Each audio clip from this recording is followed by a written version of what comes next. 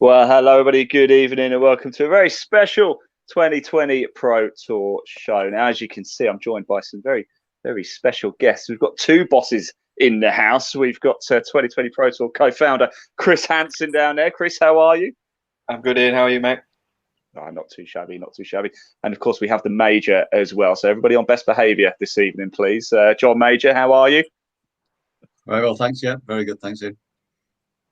Fantastic. And of course, we couldn't have a show, could we, without everybody's favourite Aussie on Aaron Cox down there. He's either been on a sunbed or he's sat underneath a light. My bet is he's been on a sunbed. G'day, guys. How are we? Aaron, how many tokens did it cost, by the way, to get that tan? Mate, it's called 2 days out in the sun teaching. Is it? You're not just sat under a light?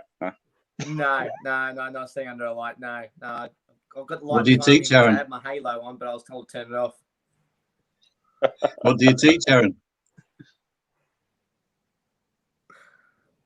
Did you hear that, Aaron? John was just asking you, what do you teach? What do I teach? I teach cricket.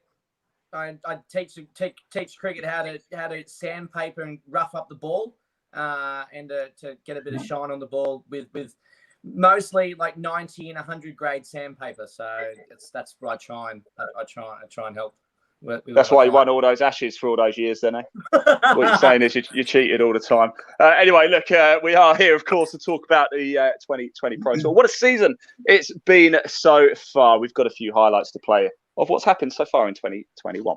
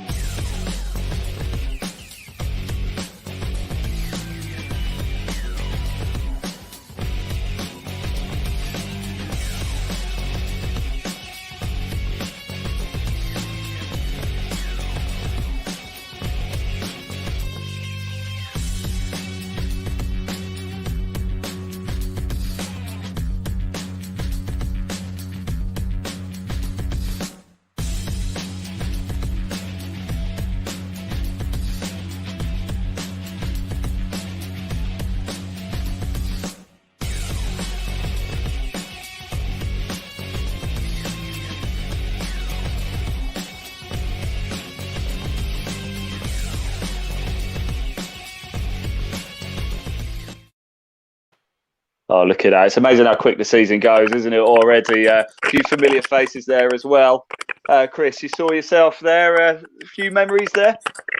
Yeah, the two things that sprung to mind were how bad the weather was at Rovenby, and then how good it has been to see like so many different faces, so many young juniors playing, so many females playing. You know, it is an extremely diverse tour. And people really embrace that, don't they? And I think that's what we set out to do, frankly, well over a year ago now. And you know, for it to keep evolving how it's been going, that just sort of summed it up there, how good it's been going. Yeah, it certainly has. And of course, John, you've been almost ever present again this season. You see a lot of talented players go out to the field. Who's really caught your eye in 2021? Well, I think Oliver Caton at Crossland last week. I've only seen Oliver play twice or three times, I think. And the quality of his ball striking is unbelievable. I mean, he's not alone. There's loads of other good youngsters. I mean, George Hansen has come on in leaps and bounds. He had a fantastic result up at Rockcliffe last week. But the thing that strikes me for all these youngsters is they can put their name down and they can end up playing with some fantastic players like Chris, like Graham Storm, Rob Harris, people who've played at all different levels on the tour. I mean, Graham Storm was a great example last weekend. So Keelan McAleer and Oliver Caton both played with Graham. And we were earwigging the conversation that he was having with them afterwards, where, he was talking to them about, how they'd performed, about their strengths and their weaknesses, and helping them to understand. And at first hand, I had a chat with them on the driveway outside as they were leaving, and they were both so impressed by the way that he got it round. I mean, so, he's got all the skills, and for him to give his time, those guys, they've joined this tour. They're trying to apply their trade, but you can't buy that level of experience that you're picking up from playing with the likes of Graham Storm. It's an amazing place for youngsters to get some really good experience really quickly. Yeah, absolutely. I think Aaron's having a couple of audio issues. So, Chris, let's get on to where we are with the tour right now as we speak. We've had 8 events on the order of merit, haven't we? And I do have a couple of images just to show. And we mentioned Graham Storm. And look, there's a little snap of him there. Of course, this was at Rockcliffe Hall, wasn't it, Chris? Yeah, that was. It's not a sore point, but it's that is the first time my little nephew's taken me down as well. So. As John just put up there, it was honestly an incredible performance. We played it just over 7,300 yards, and there was a bit of breeze as well. And for George, 16 years old, a month ago he hadn't shot under par, and then he shot the last 6 rounds of golf. He shot 4 under, 2 under, 1 under, 1 under, 2 under round Rockcliffe, and that was the icing on the cake for him. And I think off the back of that, he's been picked for Yorkshire Boys. He's been picked for the Huddersfield Halifax men's team. And don't get me wrong, so he played. I think this is what's great about the tour, and it's not just an example because he's a relative, but George, we threw him in the deep end last year off 2 handicap, and he played maybe 10 events last year and maybe shot 78, 79 each time off 2 handicap. So to turn up this year, last week before at Cross and Leaf, tripled the first and shot 2 over. Rockcliffe shot 2 under. He feels at ease in what he's doing now in that environment.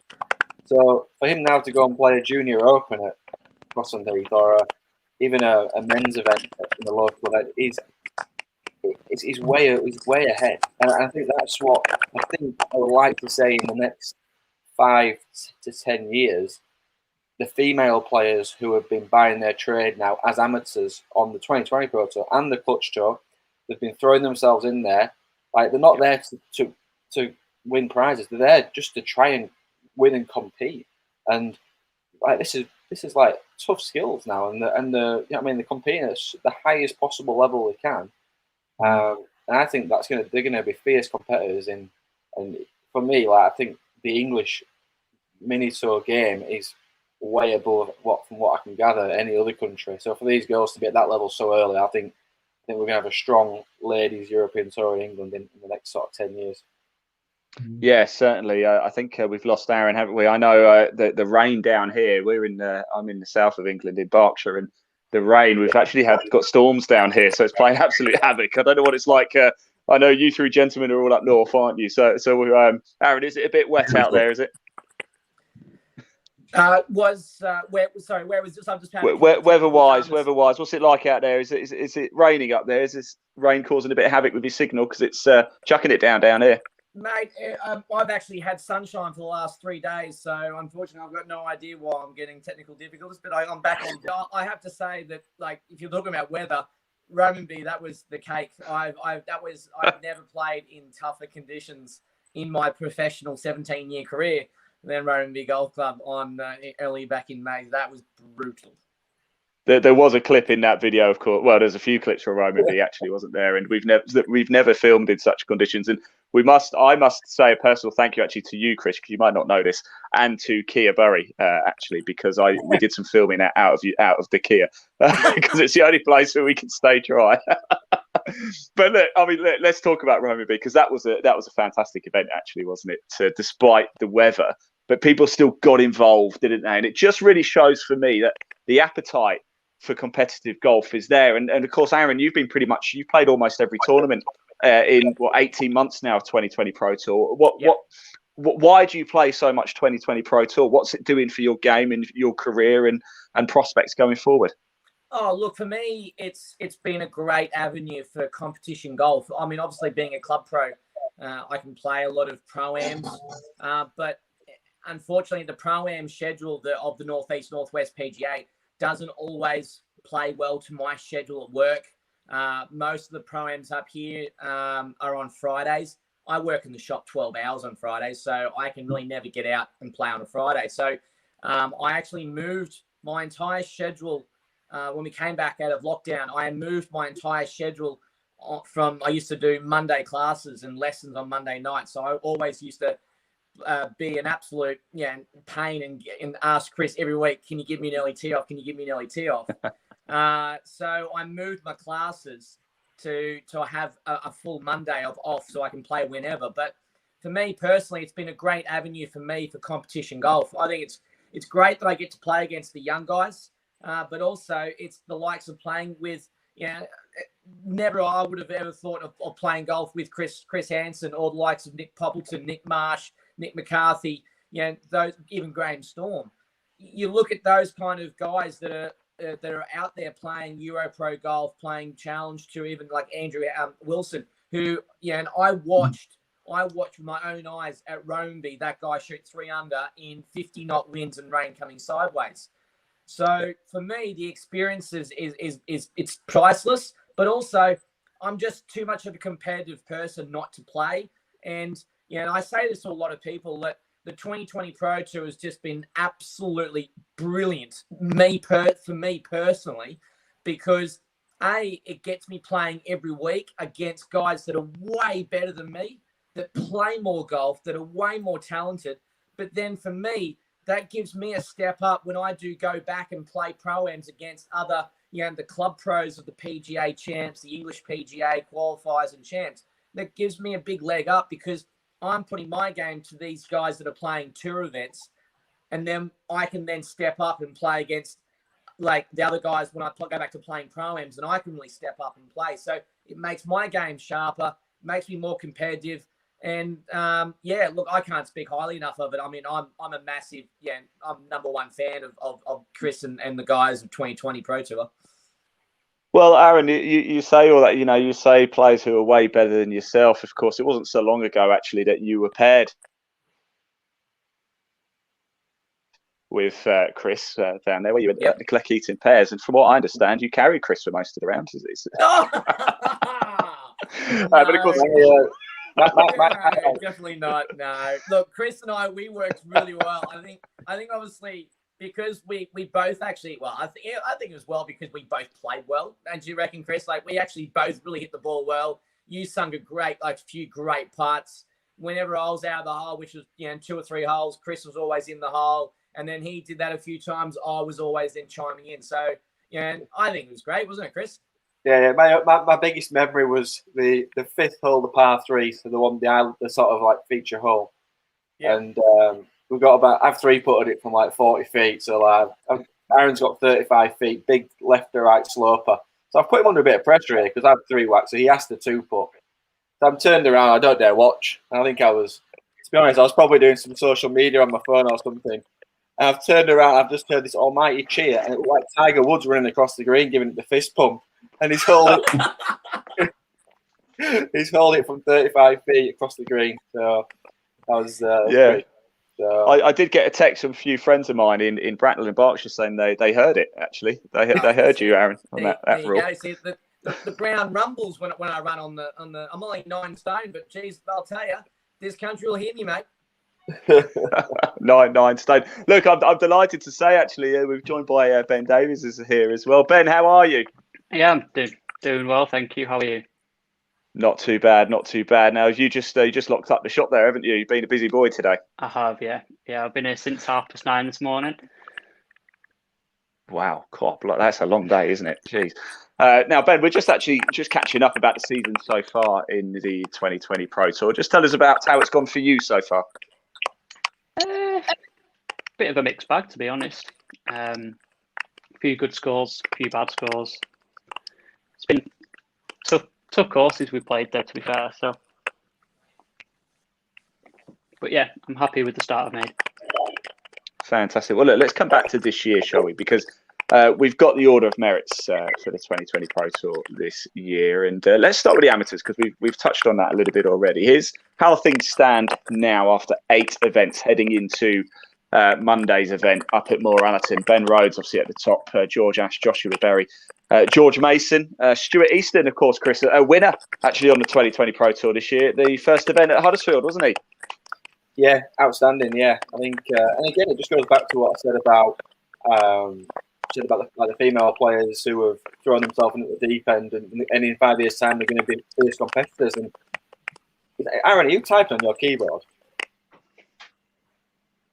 Nope. Yeah, it does sound like that, doesn't it? Let's try. Aaron, I'm just going to mute you for a sec. Did you say mute? Did you say muting for the year or just for a second? It's Aaron. Sorry, Aaron. It's you. I've just muted you, Aaron. So. But again, typical, like Stuart Easton and these guys have come down and played plenty of our events, and like this week they're all playing the British Amateur. Like there hasn't been much better preparation than playing a 2020 Pro Tour event as opposed to just maybe playing a medal at your home course or something. It's just a great way just to see where your game's at, isn't it? Yeah, absolutely. Look, there's George Hanson as well, Marcus Springer. Dylan Shaw Radford, isn't he recently number 1 in Yorkshire, number 1 amateur Won boy the in Yorkshire? Boys, yeah. That's it, yeah. And of course, Max Baxendale. John, let's just come to you quickly because you've no doubt seen a lot of these boys in action. Have they impressed you so far?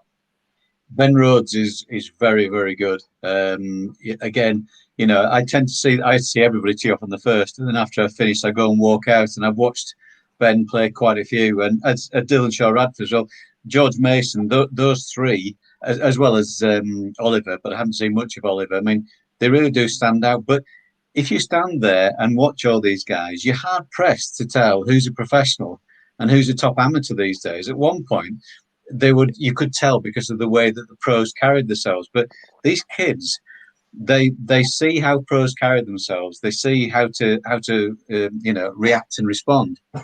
And they put on a great show, and they know that they're good enough to be there.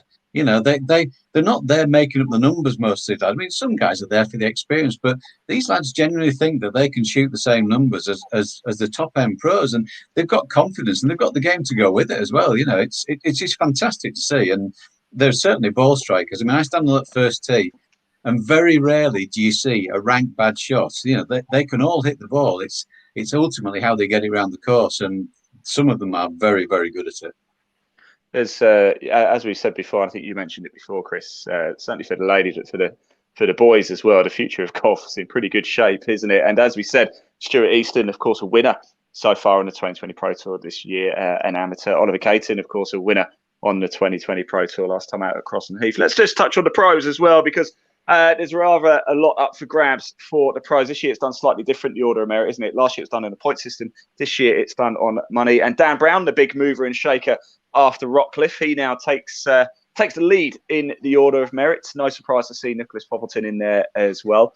Graham Storm in there as well. Look at that, looking 10th place. I was going to say Mr. Hanson. mover from Chris Hansen. we said the majors would be the turning point this year, so managed to pull off a result in the majors. That was helpful. I like the change actually, Chris. Is this done because is more like a like a PGA Tour, European Tour money list? Is that why he did it as opposed to a point system? Yeah, for a few reasons really, and it's pretty hard working out a point system all the time. So it's just I was totally for the point system because I'd be inside the top 10 on the point system with all my decent, consistent results. You can't count the 5-point participation points every week. They soon add up though. But I do need to ask Chris, what were you thinking on 16? I was in front of you, and why were you thinking about going for that green? Why? Because I hit my third ball on the green. No, actually, I have time to ask you about this, Chris, because we were obviously broadcasting in the leaderboard, and I was looking at it thinking, hang on, could be a playoff here because Chris is going well. and then Bottled it. it just seemed to just fall apart. What actually happened on the last few holes? And I was even sinking. Even I sunk when I saw it. I played so nice, and I was middle of the fairway, and I had 280 to the flag. I just thought 2 holes ago I hit my 300 yards. I thought I'm gonna have to play it. It's so wide. I hit one right, reload, another one right. Hit the third one on the green, found the second one, made 7, good 7. I was actually pretty lucky to make 7. I watched Chris play so solid all day, straight right behind me, Ian, and it was just like clockwork. He was just hitting driver. Some of those par fours, he was hitting driver, and there was literally no joke, 380, 390, 400 yard par fours, and he had literally 30 yards to the green. Yeah. Anyway, but that was. It's getting a bit better. It's getting a bit better. I mean, what a playoff that would have been, by the way. Chris Hansen and Graham Storm. But it wasn't to be because it was Graham Storm. And by the way, it's so great having Graham Storm in the field because I can have so much fun with headlines and titles because of his name. It really, really helps. But we talk about the Order of Merit. Let's talk about what's up for grabs on the Order of Merit this year. Look, here's a few things, of course, equipment contracts with Orca, as we can see, and there's things with Underpin, Tri-Speed, the Golf Travel People, KBS. We must give Chris, mustn't we, the sponsor, everybody who's got behind the tour, a big thank you. And of course, over there on the right, the image with regards to the Rose Ladies Series invitation events. How did that come about, Chris? Yeah, obviously, we spoke to the Rose Series. I know somebody who's involved there, and obviously they really like what we're doing as a tour as well. So they were keen to kind of support our vision and give some opportunities. I think this year the Rose Series last year they had 50 spots in each event. I think this year they've got 75, so their entry lists have gone down a little bit more than the previous year. But no, it's still a good incentive. I think there was actually only a couple of ladies in contention for that at Rockcliffe, but if Holly Morgan would have beaten Brogan on the day, she would have got the spot. So it would have been an opportunity she wouldn't normally have had. So again, that's what we'd like for the ladies and the guys, just create more opportunities as we go along. Really, I think there is limited opportunities in golf, isn't there? There's so many guys playing golf now and girls playing golf, but there isn't enough events to play in. So that's exactly what the 2020 Pro Tour does. But if we can, other tours can support us as well, and we can branch off and give more opportunity to do that, then it'd be great. Yeah, look, we talk about. Sorry, go on, Aaron. I was just going to say, if you look at, you asked me a question as well, why do we play this and what does it give you? You look at some great things that have happened just this year. Like Nick Poppleton played the first 4 or 5 events and then leads into the very first Euro Pro Tour event, shoots 17 under and loses in a playoff. Then you've got Brogan Townend who played 3 or 4 events in the tour to lead into the Ladies Rose Series, plays the first couple and then loses out in the playoff in the second event that she plays. So you got to look at also. You asked, as I said, you asked me before. What's it do? It's given these guys a great pathway, but it's given them a great warm up to give them it's given them a stepping stone to then taking them to that next level. Which, for Pops, it was Euro Pro and giving him a great start money-wise to getting potentially a top 5 by the end of the year to get a Challenge Tour card. And then you've got, Brogan Townend. She's obviously trying to make it on the LET access to then bump up to the LET. She's playing Ladies Rose, has a good second place, gives herself confidence of how she's playing. Again, comes back and plays a few 2020 to keep warm and keep moving and get the game sharpened up. As soon as she hits those, I'd put Brogan down almost for a win this year on the Ladies Rose. Yeah, it's the exposure as well, isn't it? We need exposure. We need to get the game seen, and let's just have a look at the schedule here for 2021. We talk about opportunities to play. Well, there's certainly a lot here, isn't there? Of course, there are 1 or 2 minor changes to this, but Ben, are you going to be looking at playing a large bulk of the 2020 Pro Tour this year? Quite a lot of them, yeah. So looking at it, sorry, my picture's a bit small. Looking at it, I'm playing in at least the next 3 or 4. may take a couple of weeks off because they're a bit far to travel. But aside that, I'm playing in pretty much all of them, bar tour finals. If I can't get it off work. Yeah, absolutely. Whereabouts are you based, Ben? In Harrogate. Oh, okay. Oh, yeah, I know Harrogate very, very well indeed. Right, look, let's have a look ahead to what's coming up this Monday, because there is another event, isn't there, Chris? Is it the Leeds Showdown we've got? Look at this. Morallerton, the destination. Are there still spaces available? Still spaces available, yeah. Unfortunately, the poster girl, Charlotte, isn't going to pitch up. She's not up for the challenge, but she said she can't get the time off work. But hang on. Yeah. Doesn't she work at Morallerton? Yeah, so she's hopefully listening, and she's already had the conversation with me. But any peer pressure needed, then let's give it a now. Morallerton, if you're watching this, just give Charlotte sort of 4.5 hours off on Monday. Well, to be fair, I'm playing golf with the boss tomorrow, so I might have a quick word with him. Oh, do that, Chris. Get her out there. Get on the course. If I can get time off to play golf, if anyone else can, surely. No, there is a few spaces left. To be fair, to be honest with you, it's been the first event where I think we've had a smaller field at the moment, and I guess that is down to the effect Europro has on the tour. And like, we're not here to be in direct competition with the Europro. We're here to have a platform where players can play our events and then go on to play Europro. And I thought in one sense it might work quite nice, because obviously Europro's up in Scotland next week, and it would be a really good stopgap for anybody from the south coming up to play, have a go on our tour, and continue. So I don't know. We'll see. The draw's going to be out tomorrow night, so there's another day, and we'll probably get a few more entries. But I think the good thing about our tour in relation to maybe some other tours is that the players know where they stand. The fact that if it's a smaller field, they still play for all the money. So the course fee will come off, and the rest in the pot. So they know they're playing for how many people are there. So we've always been transparent with that, and the bigger the field, the bigger the pot.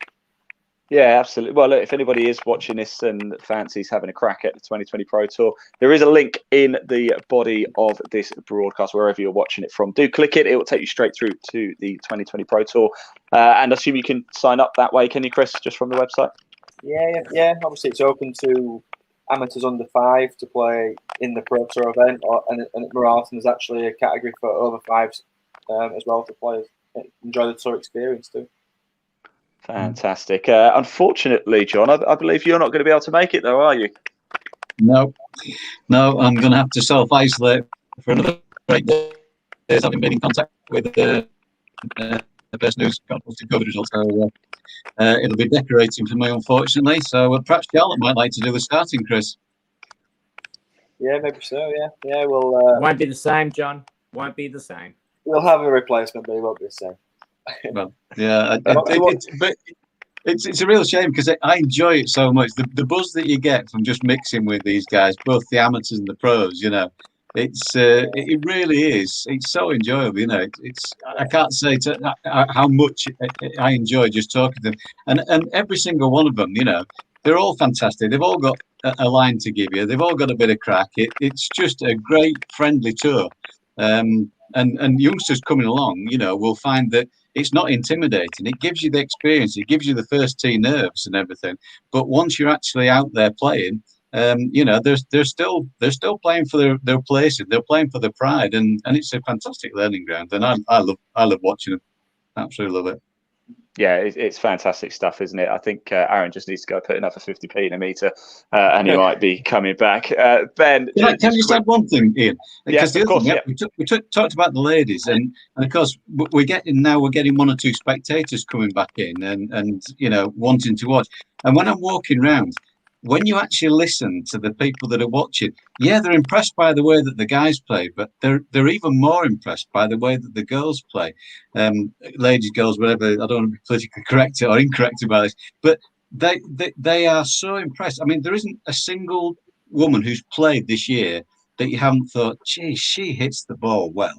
They are really unbelievable players of these people. Okay, they may well be category 1 golfers or even pros, but they're so impressive to watch. And these people are going to have a fantastic future. And this is a brilliant sort of proving ground for them. But also, it gets them used to playing in front of people. It might only be half a dozen people. But when they've got somebody watching you, it's a totally different ballgame. It is. Yeah, we said. Go on, Chris. It's bizarre. Like it shouldn't be any different, should it? But whoever you are, you do have a conscience, and you don't want to show yourself up, and you don't want to embarrass yourself and hit a bad shot. And I think let's just go back to the tour experience at Wheatley last year, and that was the kind of, when we kind of did the tour experience, we kind of wanted to put people under a bit of pressure, didn't we? And feel that first tee vibes. And at Wheatley last year, Lee Westwood was there with his son watching, wasn't he, on the tee? And we had the tee box probably set up a little bit too close to the sort of little bushes in front of the tee. And some poor chap hit 2 in the bushes, 2 yards in front of him, and felt the wrath of the tour experience, I think, that day, didn't they?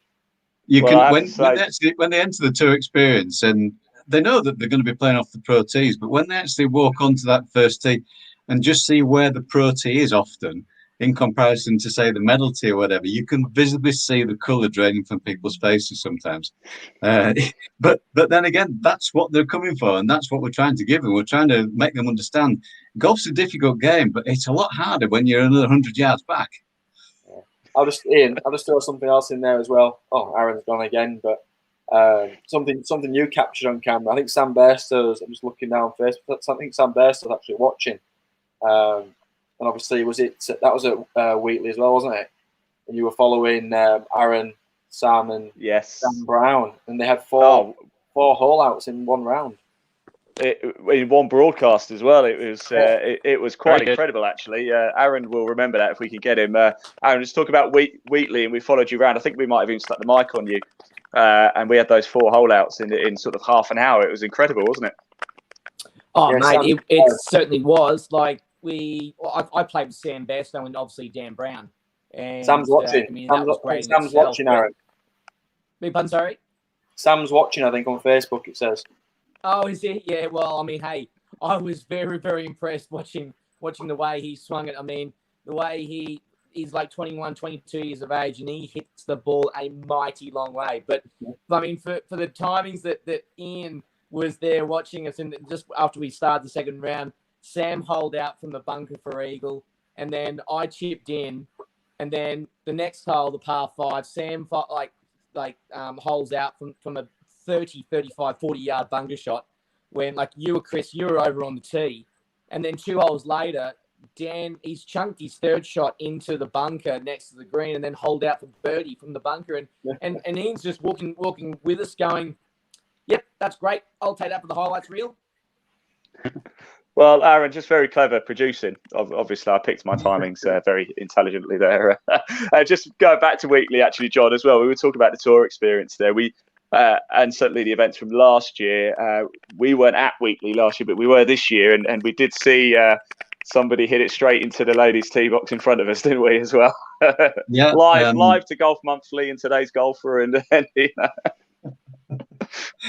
yeah, and the gentleman actually had just proudly proclaimed, rightly so, because he was a decent player off 6 handicap, that he was the lowest handicap of the group.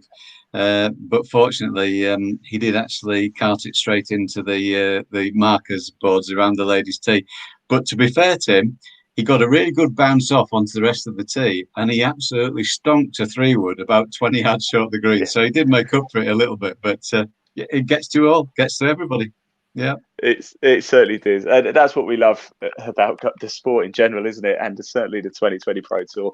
Ben, what would you say is one of the best things about playing on the 2020 Pro Tour? Probably the experience as a whole, just the whole setup of it, and obviously John being the excellent starter that he is, playing with players like Aaron and Chris, just the whole experience of playing with different pros, mixing with everyone. Obviously, you've got content live there. The whole sociable aspect of it. Everyone's very chatty. It's all well set up, and then you get a lot of decent players playing on it, and it's always a strong field every week. Absolutely. No, thanks for the mention there, Ben, by the way. Checks in the post. Right. Oh, no, still owe me a beer. Yeah, I think I owe a lot of people a beer, actually. Thanks so much for your time this evening, chaps. I am going to let you guys go. I know, Ben, you probably want to get home, actually, don't you? And well, John, you can't leave the house for the next 10 days anyway. And Chris, you've got to get back to watching Mr. Tumble. And Aaron, you've got to get back on sunbed. So I'm going to have to let you guys go. Just let everybody know, of course, you can find out more about the 2020 Pro Tour. There is a link in the body of this broadcast. Wherever you're watching it, it'll take you straight through to the 2020 Pro Tour. You can still enter for Monday as well. It's the Leeds Showdown up at Morallerton. Get yourself booked on for that. It's going to be an absolute cracker. We're not going to be there ourselves. However, we will be broadcasting the leaderboard all throughout the day for you. So do keep checking back to the 2020 Pro Tour on Facebook, as we'll have the leaderboard running live throughout the day for you. John, best of luck. Stay safe, won't you? Enjoy the decorating. In fact, next time we'll get you on another one of these, and we want a tour of the house, please. Okay. It's a deal. It's a deal. Chris, best of luck for Monday. I hope it all goes well. I have absolutely no doubt it will. Like I said, we will be running that live broadcast of the leaderboard as well. Aaron, are you playing Monday?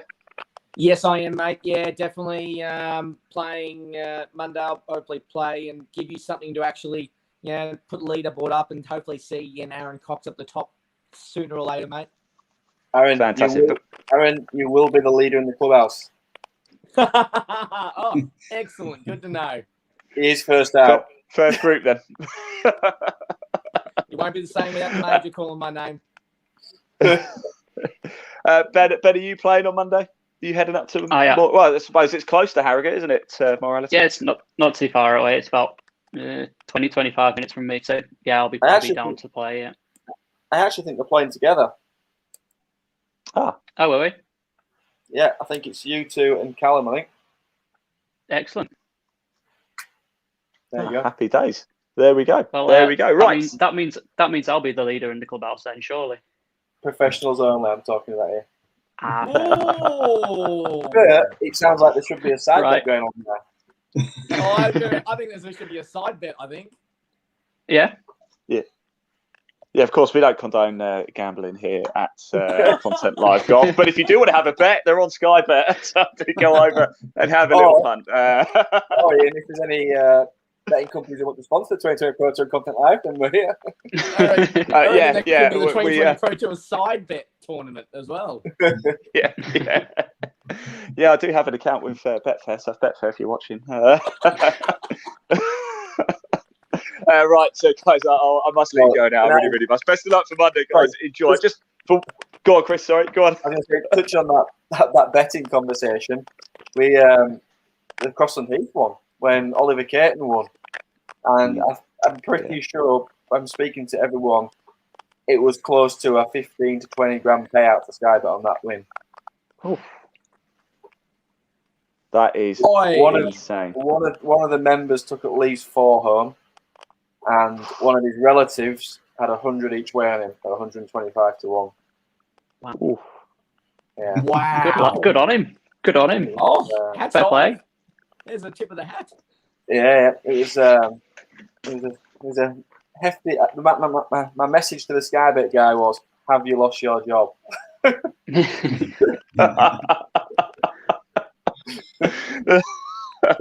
we'll leave it on that then. We'll leave it there. Thank you so much, guys. Enjoy your evening. Best of luck for Monday. Of course, remember, we'll have the live leaderboard broadcast for you. You can still enter. Head over to 2020 Pro Tour website to get yourself booked in. And, of course, if you are one final time just wondering what it's going to look like, it's going to look like a little something like this. Thank you, gentlemen. Good evening.